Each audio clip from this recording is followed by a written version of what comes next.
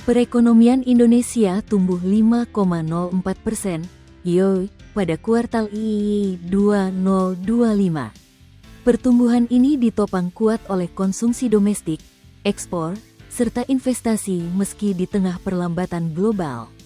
Menteri Keuangan Purbaya Yudi Sadewa menilai kinerja tersebut menunjukkan efektivitas pengelolaan APBN 2025 yang didukung sinergi erat antara kebijakan fiskal, moneter, dan sektor keuangan. Pertumbuhan ekonomi juga turut menciptakan 1,9 juta lapangan kerja baru, menurunkan tingkat pengangguran terbuka (TPT) menjadi 4,85% dari sebelumnya 4,91% pada Agustus tahun 2024. APBN berperan menjaga daya beli masyarakat dan mendukung dunia usaha agar lebih berdaya saing di tingkat global, ujar Purbaya dalam keterangan resmi, Kamis, tanggal 6 November tahun 2025.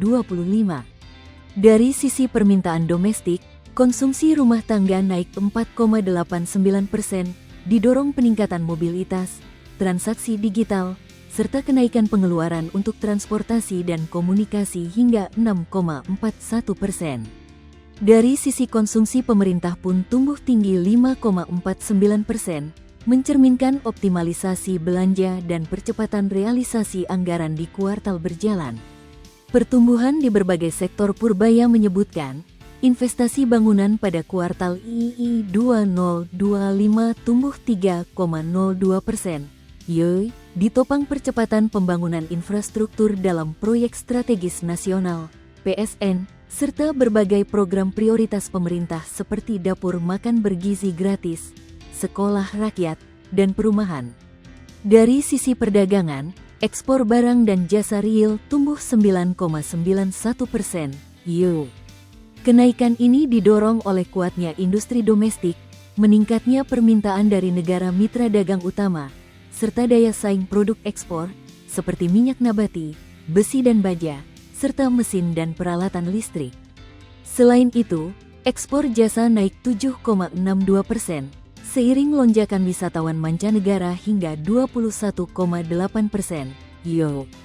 Sementara itu, impor barang dan jasa real hanya tumbuh 1,18%, dengan impor barang naik 0,92% untuk memenuhi kebutuhan produksi dalam negeri dan impor jasa naik 2,82% seiring meningkatnya aktivitas ekonomi. Ekspor juga menjadi motor utama dengan pertumbuhan 9,91%, terutama dari komoditas besi baja, CPO, dan mesin listrik, sementara impor hanya naik tipis 1,18%, menunjukkan daya saing ekspor nasional semakin kuat. Dari sisi sektoral, industri pengolahan mencatatkan pertumbuhan 5,54%, ditopang subsektor logam dasar yang melonjak 18,62%, serta industri kimia dan farmasi 11,65%. Sektor pertanian tumbuh 4,93%, sementara sektor jasa seperti perdagangan, akomodasi, dan komunikasi masing-masing tumbuh di atas 5%.